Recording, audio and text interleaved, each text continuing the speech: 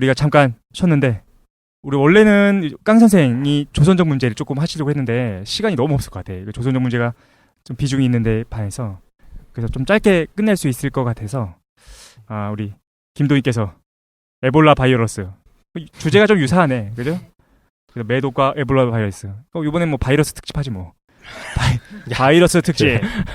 우리가 지금 시중에 돌아다니는 유언비어들을 하나씩 그렇죠. 점검해보는 그런 방송 아닙니까? 원래 괴담 특집이었는데. 괴담 특집이었는데 바이러스 특집이 되세요. 근데 아까 얘기했던 거는 정부 입장에서 이제 그런 나쁜 짓들을 그렇지. 슬금슬금 하고 있는 것들이 구체적인 물증으로 증언과 물증으로 확정이 된 그런 사건이네요. 그렇죠. 에볼라도 뭐 거의 사실이긴 하니까, 그지? 근데 이게 너무 과장되고 부풀어져 있는 면이 없잖아 있는 거죠. 에볼라 바이러스는 영화에도 몇 번 나왔던 것 같고 옛날에 저 예전에 M이라고 하는 드라마 있었잖아요. 그 병이 뭐 에볼라다 어쩐다 그런 얘기가 들은 적이 있었어요. 저 어렸을 때. M이요? 네. 하나 나온 거. 참 오래됐다 M. 그죠? 이거 아닌가요? 맞아. 진짜 무서웠는데. 요번에 그럼 주제 음악을 아마 M으로 한번 제가 찾아보도록. 좋다. 좋다. 좋다고? 딱 맞는다. 알겠습니다. 김도인 어떻게 준비되셨으면 네. 예, 한번 들어보도록 합시다. 에볼라 바이러스 이제 많이 아실 텐데 에볼라 이제 바이러스 이름이 에볼라이고요. 바이러스 종류 중에 출혈열을 일으키는 바이러스에 해당한대요. 그러니까 출혈열이니까 당연히 피가 나고 열이 나는 증상을 동반하는. 그래서 지금 인터넷에 떠도는 사진을 보면은 되게 끔찍한 사진들이 많은데 그게 이제 출혈을 동반해가지고 나타난 현상이고 이제 어떻게 끔찍한데? 왜냐면은 그 안에 장기들을 파괴하면서 녹아내려요. 출혈이 안에 그 내장 장기에서 출혈이 발생하기 때문에 실제 막 그 피부에 막 되게 큰 그 괴사하는 것들이 나타나요, 징그럽게. 아, 그래요? 네네. 근데 이 출혈열 중에서 이제 내장 장기가 파괴되면서 녹아내리는 게 그 에볼라 감염자 중에서 사망하는 경우에 50%만 해당된대요. 그래서 뭐 100% 다 내장 장기가 출혈하는 건 아니라고 하는데. 아, 그래요? 네네. 나머지 50%는 어떻게 죽어? 50%는 내장 장기 출혈이 없이 그냥 죽어요. 그냥? 네, 깔끔하게? 네.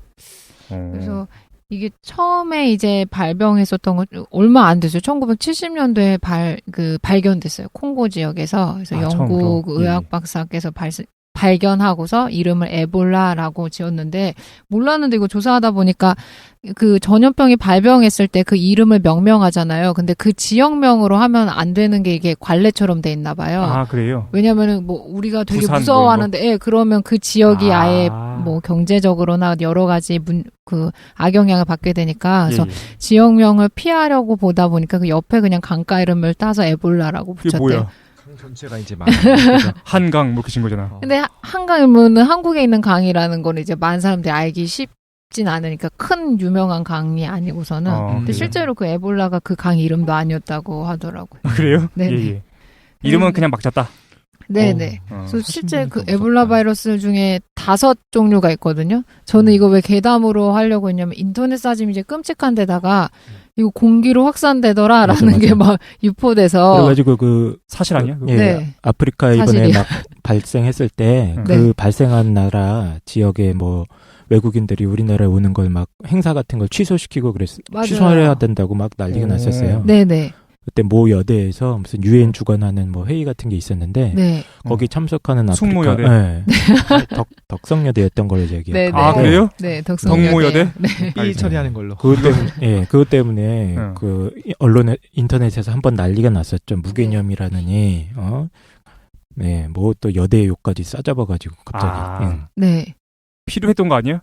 그래서 실제 나이지리아 사람들, 그러니까 그 해당 지역은 전혀 이제 해당 학생들이 없었는데, 해당 지역이라고 하냐면 서아프리카 지역에서 기니랑 시에라리온, 라이베리아, 여기 지역에서 이제 발병 지역이거든요. 그래서 여기 국가 참가자는 없었어요. 근데 그 중에서 이제 아프리카 전체 참가하는 거를 거부했었던 거예요. 이게 전염병이 심하다고 생각하니까. 그러면 에볼라 발생한 지역이 어딘데요? 지금 말한 서아프리카? 서아프리카의 3개 국가요. 기니, 시에라리옹, 라이베리아 여기요. 근데 이제 다 왼쪽에 몰려 있는 애들인가요? 네네. 그 서쪽 중에서 나이지리아 국가에 참가 학생들이 있어가지고 이 3명의 학생들이 못 오도록 신청해놨어요. 그래가지고 이 사람들이 이제 입국이 안 된 상태에서 막 UN 인권에다 제소하고 그랬는데 실제 나중에는 나이지리아에서 발병했어요. 1명. 그래서 이제 발병국으로 지정됐었어요. 그러면 무개념이라고 우리가 이야기하기는 쉽지만 만약에 네네. 한국에 들어왔다가 한국에 퍼졌을 가능성도 없지는 않았다. 네네. 그 거죠, 당시에는 결과적으로. 굉장히 욕을 많이 먹었는데 선지적인 어떤. 와. 지금 결과적으로 나이지리아도 발병 국가에서 4개로 포함됐어요. 그래요. 근데 이것 때문에 아프리카 전체에 대한 그 사람들이 싸잡아가지고 아프리카 다녀온 사람들에 대해서 입국을 뭐 안 해야 된다거나 아프리카 전체에 대해서 위험을 인식하고 있는데 실제 아프리카 지형 보시면 가운데 지역은 다 사막화돼 있고 아프리카 땅이 굉장히 크지만 해변가를 따라서 주변부로밖에 살 수가 없거든요. 아, 그래요? 네네, 몰랐어요. 그렇게 되어 있어요. 그래서 아프리카가 나중에 지금 굉장히 경제적으로나 인종 분쟁 이런 게 심각한 것도 개발이 되게 어려운 국가예요. 정착하기가. 왜냐하면 지형은 굉장히 크지만 생존하기 적합한 지형이 그냥 테두리 땅밖에 없는 상태. 근데 이제 아프리카 땅이 굉장히 크기 때문에 서아프리카 지역에서만 지금 해놓은 상태고 그 발병 지역 국가는 지금 격리되어 있어요. 그래서 거기 해당 국민들이 밖으로 출입이 안 돼요. 아, 네네. 그래서 이제 공기로 확산된다 이런 위험인식이 있었는데 실제로 공기로 확산되는 그 유형이 있어요. 이 에볼라 바이러스가 진짜로? 5가지 종류인데 2가지가 지금 공기에 확산된다고 이제 얘기되고 있거든요. 레스틴이라는 그 바이러스 자체는 확정되어 있고 공기 확산된다는 게 에볼라 그럼 5개 종류가 있고. 네네 5개 이제 변종들이 있어요. 얘들 뭐 돌연변이가 일어나니까 네네. 얘들이. 그래서 이거 확정돼 있고 그리고 요즘에 문제된 게 자이르 변종이라는 것도 공기로 확산될 수 있다 해가지고 이게 위험인식이 커졌거든요. 그럼 지금 발병한 거는 그럼 괴담이 아니고 진짜네? 근데 이게 뭐가 문제냐면 실제로 처음에 이제 3월달에 발병했었는데 그 발병된 바이러스 변종이 뭔지 정확하게 확정이 안 된 상태예요. 그러니까 자이르 변종이다라고 했는데 실제로 사람들이 의견이 분분해요. 이 뭐 신종 바이러스다 이렇게 하는 경우도 있고. 근데 갑자기 궁금한데 네. 독실이가 알 것 같은데 변종이라는 게 있잖아요. 네. 그건 변종인지 어떻게 알아? 눈으로 보면 얘가 다른가? DNA 검사를 보면 알죠. 바이러스의 유전자 검사를 했을 때 그래요? 어떤 종류인지. 그럼 그러면은 같은 종류면은 DNA가 똑같아? 똑같지는 않아. 조금씩 다 다를 수 있는데 주요한 부분이 있을 거예요. 예를 들면 인플루엔자 우리 독감 같은 경우도 매년 달라지잖아요. 유행하는 것들이. 네. 그런 식으로 그거를 카테고리를 묶을 수가 있겠죠. 그렇군요. 예. 근데 이 자이르 변종이 왜 굉장히 무섭냐? 아까 얘기할 때도 한데 치사율이 뭐 80-90% 육박해요. 감염되면 거의 다 죽는데 이게 80-90% 치사율이 높으면 사람들이 공포스러워하지만 다행인 게 그만큼 전이가 안 되는 그렇죠. 거예요. 아까 우리 얘기했던 것처럼. 네네. 왜냐하면 전염시키기 전에 죽어버려요. 숙주인 인간이. 그러니까 그 치사율이 높을수록 사실은 안전한 거네. 네. 근데 뭐가 되게 공포스럽냐면 이 치사율이 80-90%에 육박하는 자이르 변종이 공기로 감염될 수 있다 여부가 분분한 거예요. 전문가들 사이에서. 근데 치사율이 90%인데 공기로 감염된다 그러면 거의 공포 상황인 거죠. 그렇지. 네, 그래서 한때 이게 약간 중국 쪽에서 이런 의견 발표가 있어서 사람들이 또 중국 놈이 막 이런다 해서 비하하는 그런 게 많았었는데 중국 전문가가 그 에볼라 자체가 공기에 감염될 수 있다고 이제 발표를 했거든요. 그래서 그걸 어떻게 전 공기로 감염된다고 해서 진짜 숨을 들이쉬고 내쉴 때 그 공기가 같이 접촉되면 이렇게 감염된다고 생각했어요. 그게 아니야? 왜냐면 의학적 지식이 없으니까. 근데 발표 자료 읽어보니까 에볼라 바이러스가 그러니까 피나 체액 같은 땀이나 이런 뭐 혀에서 이런 거 침 같은 걸로 감염되거든요. 그러니까 감염자랑 신체적인 접촉을 하면 감염되게 돼요. 근데 문제 뭐냐 우리가 재채기 하거나 이러면 공기 중에 이 사람 침이 떠돌잖아요. 중국 연구자 말로는 공기 중에 수증기 입자에 이 사람 체액이나 이런 것들이 달라붙어 있어서 다른 사람한테 전이시킬 수 있다는 거예요. 그리고 이 사람이 뭐 콧물 흘리거나 침 흘리거나 뭐 이런 것들이 이제 땅에 떨어져서 굳으면 먼지가 될 수 있잖아요. 그래서 이게 돌아다니다가 사람들을 감염시킬 수 있다라고 해가지고 이제 발표한 상태인데 실제 WHO에서 죄송합니다. 거기에서 이제 발표하기로는 입장을 공기 감염은 전혀 되지 않는다라고 확정을 내린 상태. 근데 전문가들의 의견은 분분하지만 WHO? 네네. 에서 WHO가 뭐 후? 네, 후. 네. 거기에서는 국제기구잖아요. 네, 국제기구. 네. 거기에서는 공기로는 전혀 안 된다라고 네, 확정했다라는 거죠. 공기로는 전혀 감염이 없고, 그러니까 체액이나 피로 통해서만 직접 접촉해야지 감염될 수 있다. 아니면 그 직접 접촉한 그 기구, 병원 기구들을 통해서는 주사바늘이나 네네, 주사바늘 같은 것을. 이런 거. 전문가들 중에 반대 여론이 있는데도 불구하고. 네. 근데 실제로 이게 왜 무섭냐면 미국처럼 최강의 그 보건 시설을 갖춘 나라에서 실제 감염자가 발생했거든요. 근데 이게 왜 미국도 발생했어요? 네. 예. 그리고 이게 치료자들이 발생해요. 그러니까 의사나 간호사들처럼 단순히 환자들로 확산되는 게 아니고 지금 사망자가 4,500명 정도에 이르르는데 4,500만이요? 4,500명이에요. 예. 네, 근데 이게 얼마 안 돼 4,500명 이렇게 생각할 수도 있는데 이 전이 속도가 굉장히 빨라요. 그래서 발병하고 지금 7개월 정도가 지났는데도 여기에 대해서 퇴치하지 못하고서 이 그러니까 사망자 수가 이제 120배 이상씩 계속 증가하고 있어요. 그러면은 그러니까 지금 에볼라가 문제가 되는 거는 올해 3월 정도 된 거야? 네네. 그리고 7개월이 지나는 동안 4천 몇 명? 지금까지 확인된 거는 4,500명. 4,500명이 그 동안에 죽었다. 네, 그리고 이건 속도가 점점 빨라지고 있는 거다. 네, 그래서 에볼라가 3개국 이상에서 동시에 다발적으로 발생한 다음에 사망자가 이렇게 급속하게 증가한 게 처음이래요. 그래서 실제 이게 굉장히 위험한 수치라고 해서 자꾸 국가적으로 협력해서 해결하려고 하는 노력을 기울이는 게 이게 굉장히 국제적으로 위기다라고 해서 문제가 많아요. 그렇군요. 네.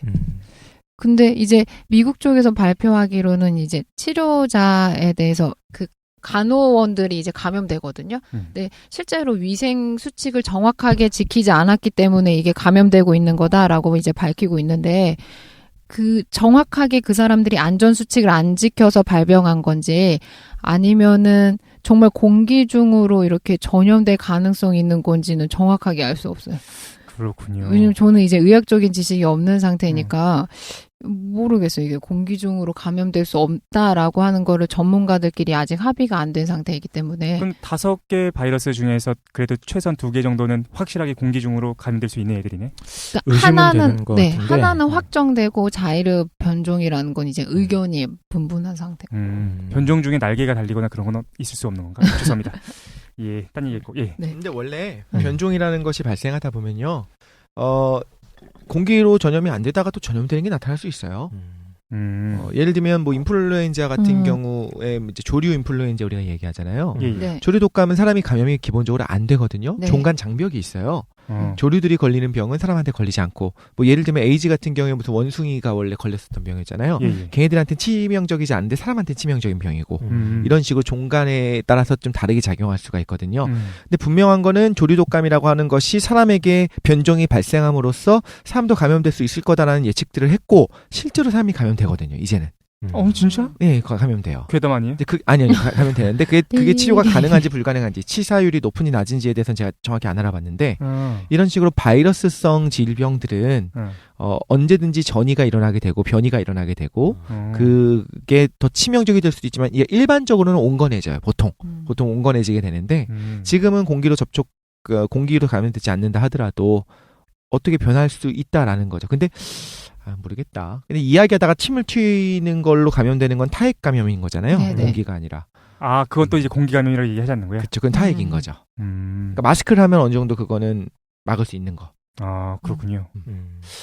정리를 하면 에볼라 바이러스가 이제 3월부터 세계적으로 확산되고 있는데 괴담도 있다라는 거죠. 거기서 괴담의 핵심은 공기 중으로 전염될 수 있는 것인가에 대한, 근데 그거에 대한 논쟁이 계속해서 있고, WHO에서는 그렇지 않다라고 규정한 상태다. 네. 라는 거죠. 그게 쟁점이 많이 되는 것 같긴 한데, 뭐 1976년에 처음 이 바이러스가 발견됐대요. 네. 76년. 예, 근데 이제 그 변종들이 여러 가지가 나오고 있어서 우려가 되긴 하는데, 또 공기 감염은 희박하다라는 입장이 아직은 좀 학자들 사이에서 많이 있는 것 같아요. 두 번째로 예. 네. 이게 좀 무서운 게 그 관리가 정확하게 파악이 안 돼 있어요. 이 사람들이 대해서. 그래서 대한민국이나 미국이나 이런 선진국 같은 경우에 이 감염자들에 대해서 정확하게 파악하고 경로에 대해서 이 사람들 차단해서 관리할 거라고 생각하는데 실제로 이 서아프리카 지역에서 발병했는데 이 지역 자체가 의료 시스템이 붕괴되어 있기 때문에 정확한 통계 수치를 파악할 수가 없는 거예요. 그리고 이렇게 의료진들이 거기서 봉사활동하고 있는 경우에서 굉장히 사망자가 400명 이상이거든요. 왜 이렇게 많이 죽었냐면 의료진이 400명? 네네. 그러니까 의료 시스템 자체 붕괴됐으니까 그 빠르게 이제 조치를 취할 수 없는 거예요. 그리고 서아프리카 지역이 미신이 많이 있어서 전염병이 찬 거라면 그거를 이제 외부에서 온 의료진 탓이라고 생각한대요. 그래서 의료를 거부하거나 이 사람들을 공격하거나 이런 것들이 굉장히 많대요. 그리고 뭐 시체를 격리하거나 이래야 되는데 시체에 대해서 뭐 이렇게 신체적 접촉하는 게 매장의 풍습이기 때문에 질병이 계속 빠르게 확산돼. 그리고 여기 이제 수원이 확보가 안 된 지역이기 때문에 손을 세척하거나 세균을 이제 감염을 차단할 수 있는 방법들을 사용하기가 되게 어려운 거예요. 그게 무서운 게 에볼라 감염자 치료하거나 이런 썼던 물이 땅속으로 침투하면 그거를 가지고 있는 동물들을 통해서도 이제 다시. 이게 전염이 된대요. 그리고 들었던 얘기 중에는 이제 원래는 박쥐 네네. 인해서 전염이 되는데 네. 그래서 박쥐를 못 먹게 해야 되는데 박쥐를 먹는 그 지역이 있다고. 그래서 이 숙주가 정확하게 아직 파악이 안 됐는데 파악된 게 원숭이랑 이제 과일 박쥐라는 게 이제 중간 숙주일 거다라고 생각하는 거예요. 예. 근데 제가 심각하게 왜 원숭이는 이해하는데 왜냐하면 사람들이랑 접촉하는 기회가 많으니까 박쥐가 숙주인데 왜 인간한테 전염되지 않으니까 서부아프리카 지역에서 박쥐를 먹는 지역이 있어요. 근데 이게 더 무서운 게 과일 박쥐가 최근에 기사에 나왔는데 100마리 정도 한국에 수입됐어요. 여기 과일 박쥐가. 왜요? 왜냐면 이거 애완으로 키우는 사람들이 있대요. 과일 박쥐를요? 근데 이 종이거든요. 그리고 이게 막 더 위기가 확산돼서 어떤 얘기까지 나오냐면 실제로 동물원에 있는 박쥐들도까지 막 의심을 받고 있는데 동물원 입장에서는 그 동물원에 사육되는 박쥐들은 과일 박쥐종이 아니다라고 말은 한 상태인데 지금 그 사람들에 대해서는 이제 경로를 파악해서 관리하고 있는 상태지만 완벽하게 동식물이나 이런 뭐 여러 가지에 관련된 것들은 지금 관리하기가 어려운 상태. 그래서 그 100마리 수입됐는데 어디로 갔는지 파악하기도 어렵고, 네. 그래서 그러니까 이미 다 들어와 있는 거예요. 그리고 그 서아프리카 지역을 방문해서 들어왔던 사람들도 굉장히 많아요. 저 보니까 실제로 봉사하거나 선교를 통해서 갔다 온 사람들도 있고 발병이 선포되고 난 뒤에도 그 지역으로 가는 사람들이 있어요. 뭐라고요? 뭐 의료봉사나 뭐 종교봉사 때문에 이렇게 갔을 경우 다시 들어와서 이제 관리하고 있지만 초반에는 이게 관리가 안 됐었대요. 이 사람들이 그래서 나중에 막 부랴부랴 보건당국에서 이제 조사해서 관리하고 있는 상태인데 실제로 뭐 어떻게 될지는 모르는 거죠. 아 그렇군요. 그러니까 사실은 이제 이것도 어느 정도까지 확산될지에 대해서 실질적인 관리가 잘 안 되지 않는다. 네, 그래서 과일 박쥐 키우시는 분들 연락 주세요. 왜 연락하지 마십시오. 관리해야 돼. 근데 궁금한 게 생겼어. 그러면은 우리가 이거가 위험의 가능성이 있는 거잖아, 그렇지? 그러니까 확실한 건 하나도 없는 거야. 실제로 위험하긴 하지. 그렇죠. 그러면은 한번 난 궁금한 게 요거에 대해서 한번 얘기해 보고 싶은데. 그러면 우리 디모여대 디모여대에서 막았잖아요. 아프리카 확실하지 그 당시에는 결정되지 않은 아프리카 사람들을 막았어.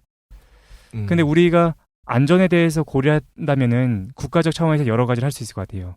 아프리카 지역에 아직 발병이 확정되지 않은 아프리카 국가의 사람들에 대한 입국을 금지시키는 것, 아니면 의료 지원이나 종교적인 선교 활동, 그런 봉사 활동 하는 사람들의 출국 자체를 막는 것. 그리고 거기서 생산되는 모든 식물이나 동물에 대한 수입을 막는 것. 이런 것들을 우리가 안전 차원에서 할 수가 있잖아요. 이런 걸 해야 된다고 생각하시나요? 그러니까 디모 여대가 했던 행위가 타당했느냐에 대해서 어떻게 디모 여대가 완전히 다 입국을 거부했던 건 아니고 발병 지역 사람들은 못 오게 하고 나머지 이제 다른 서부에서 많이 떨어져 있는 지역 참가자들은 들어오게 했던 걸로 기억을 하는데 이제 결과적으로는 대중들이 거기에 대해서도 공격을 한 거지. 왜 아프리카 사람들 흑인들을 개념도 없이 데리고 오냐? 그렇게 됐던 거예요? 그러니까 논쟁이 됐던 게 좀 정리하면서 갑시다. 아프리카 사람들의 입국 자체를 D 여대에서 허용한 거를 대중들이 반대한 거야? 예. 아니요. 반대한 걸 비판한 거예요? 아니면 아니, 그러니까 아니. 금지시킨 걸 비판한 거예요? 아니면 들어오긴 했어요. 일부는 들어왔고 일부는 안 들어왔다면 어떤 사람들은 못 들어오게 일부를 막은 걸 비판했을 것이고 어떤 사람들은 일부라도 들어온 걸 비판했을 수도 있겠네요. 내가 알고 있기로도 아프리카 지역에 입국하는 사람들을 D여대에서 막으려고 했다라는 거를 사람들이 비판했던 걸로 알고 있는데. 네네. 그 이제 서명 운동하고 해서 초반기였기 때문에 이걸 이제 비판 많이 했는데 실제로 디모여대에서만 이거를 입국 금지시킨 게 아니고 여러 국제대회에서 이거를 계속 그 아프리카 지역에서 참가하는 그 사람들을 다 차단시켜요. 네. 그래서 무슨 수학 경시 대회 이런 데서 아프리카 지역 그 수학자는 참가하지 못하도록 하거나 그 이런 거. 네네. 있었으니까. 예. 지금 실제로 그러고 조치가 이루어지고 있는 상태예요. 왜냐면 사태가 심각하고 있기 때문에. 네. 그리고 발병 지역도 지금 격리 조치돼 있는 상태여가지고 비난이 있긴 있거든요. 이 사람들이 공기로 전염되는 게 아닌데 공기 전염자처럼 발병 지역을 차단해놓고 실제로 이 사람들 의료 시스템이 잘 갖춰지지 않은 나라여서 외부에서 의료 구호 물품이 이제 지원돼도 전달이 안 되는 거예요. 그러니까 거의 가둬놓고 거의 약간 나쁘게 말하면 죽이고 있는 상태랑 비슷하니까 되게 비판이 많이 되고 있는데 네. 다른 나라는 됐고 한국의 아프리카 사람들 공식적인 행사에 네. 참석하지 못하게 하는 정부의 조치 아니면 민간의 조치에 대해서 한번 우리가 얘기해봤으면 좋겠습니다. 그러니까 아까 정확하게 사실관계를 전달드리면은 그 27명의 아프리카 학생들이 또 행사가 여성 글로벌 파트너십 세계 대회야. 그러니까 또 대중들의 표적이 되게 딱 좋죠. 여성 관련 단체 대회였으니까 그러다가 보니까 이제 더 타겟이 많이 됐던 것 같기도 한데 그 정확하게는 그 나이지리아 지역의 학생들 서부에 있는 학생들은 참석을 이제 그 거부 의사를 전달시켰다 그래요. 그리고 나머지 국가 그러니까 에볼라 발병이랑 상관없었던 지역 학생들은 들어왔었다고 합니다. 그건 어떻게 생각하시나요? 들어오게 했는 게 맞았던 것 같아요? 아니면은 못 들어오게 했었어야 되는 것 같아요?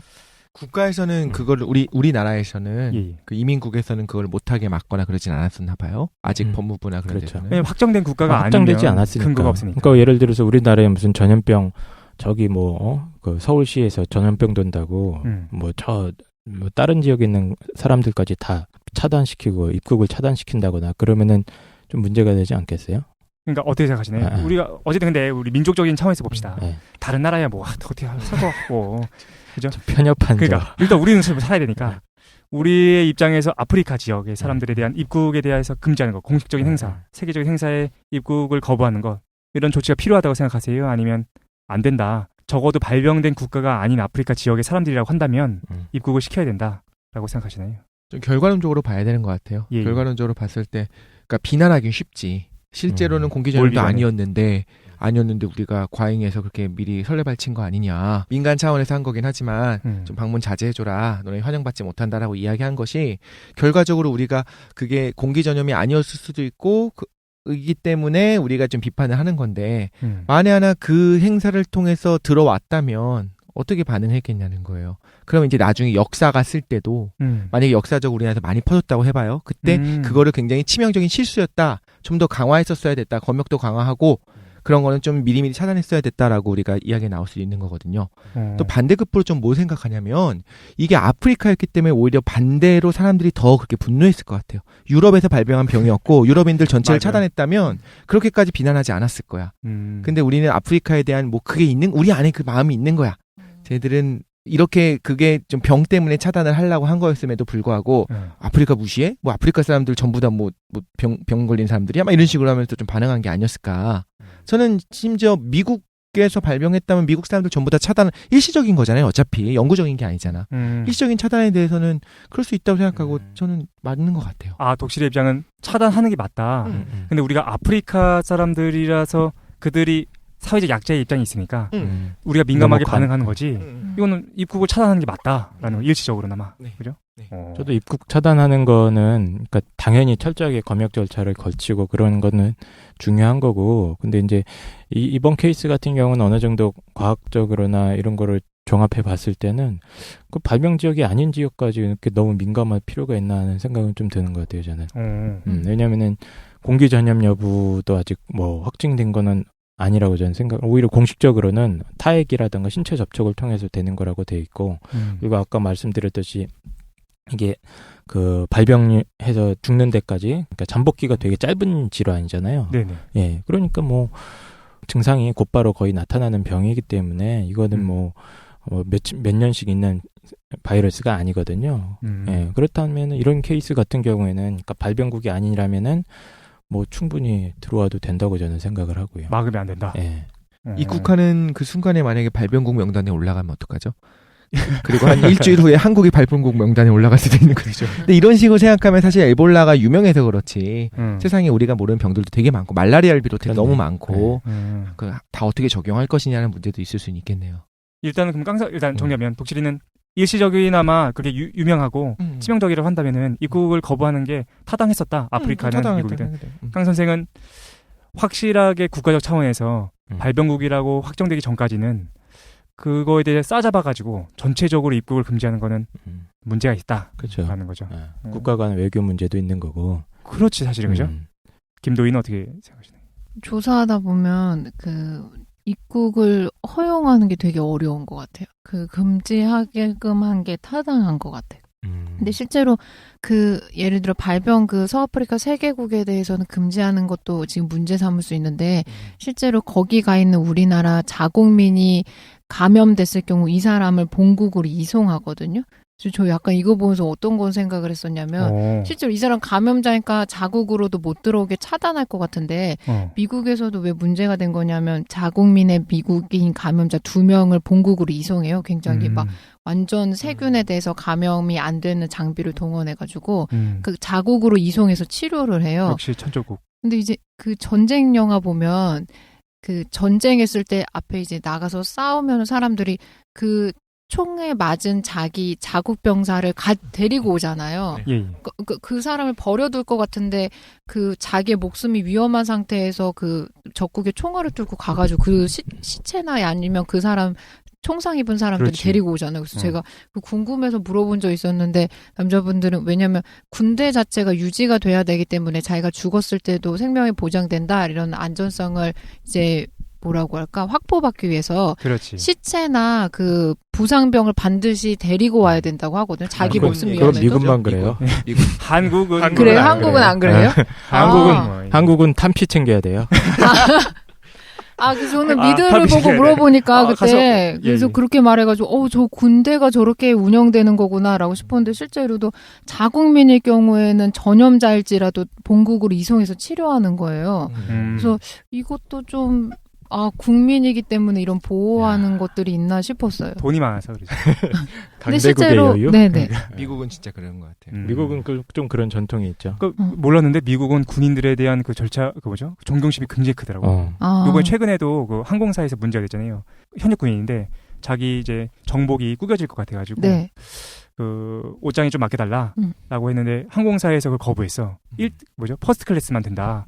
그랬더니 주변에 있는 승객들이 화가 나가지고 1등석에 있는 사람들도 그걸 알게 돼가지고 내 자리랑 바꾸자고. 군인에 대한 존경이 굉장히 크대. 그게 미국 하지 맙시다. 예, 알겠습니다. 어쨌든 핵심은 김도희 그럼 어떻게 해야 되는 거예요? 그래서 막자는 거야, 말자는 거야?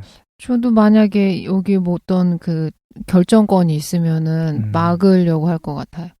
네. 그렇군요. 지금 외교 문제를 말씀하셔가지고 생각이 났는데, 외교 문제로 번지는 게 문제가 있고, 그래서 국가 간에 어떤 정부의 눈치를 봐야 되고 하기 때문에 우리가 지금 후쿠시마 방사능 유출돼 갖고 분명히 방사능이 있을 것으로 추정되는 해산물들도 후쿠시마 근처만 제외하면 다 수입하고 있고 지금 또 저 깜짝 놀란 걸 본 게 철근을 수입하고 콘크리트를 수입해요. 그쪽에는 콘크리트 아니라 철근을 수입해요. 문제됐어요. 철근 수입하면 문제되네. 그 철근을 갖고 아파트를 지어 지금. 후쿠시마산 철근을 가지고. 왜냐면 싸니까. 그래요? 그 철근의 정확히 모르겠는데 40분의 1인가를 한국이 수입하고 있대요. 후쿠시마산 철근을. 우리 이웃 나라니까 도와주자. 대단하네 우리나라는. 상호 부조의 그런 차원에서 하는 거지. 그러니까 그걸 보면서 저 굉장히 분노했어요. 그래서 최근에 지은 아파트는 정말 위험하구나. 근데 과거 지은 아파트도 위험한데 어디가 도대체 안전한 걸까요? 미국으로 가자. 근데 저는 어떻게 생각하냐면은 아까 독실이 생각이랑 비슷한 논점인데 결과는 좀 다른 것 같아. 독실이 이렇게 생각했잖아요. 이게 우리가 아프리카라서 사람들이 더 막 이렇게 신경 써주고 그래서 논쟁이 된 거지. 유럽이었으면 아니었을 거다. 그런데 난 반대로 우리가 아프리카였기 때문에 입국을 금지하자라고 얘기할 수 있는 것 같아. 그러니까 걔네한테 이득을 얻을 수 있는 게 없는 거야. 걔네 못 사는 나라고 아프리카라는 대륙이 어마어마하게 넓은데도 불구하고 우리가 아무렇지도 않게 입국 거부에 대해서 얘기할 수 있는 이유는 뭐냐면은 차별이 실제로 있기 때문인 거지. 그렇죠. 유럽에서 발생했으면은 우리는 실제로는 입국 금지를 안 시켰을 거야. 나라는 했을 것 같아요. 나라 정도는. 그래요? 뭐 프랑스에서 굉장히 발병했다면 프랑스 애들은 막았겠지. 그 정도까지는. 아니면 프랑스의 특정 지역에서의 입국만을 막았을걸? 그러니까 우리가 선진국이나 경제적 이권과 연결되어 있는 나라들에 대해서는 굉장히 관대해요.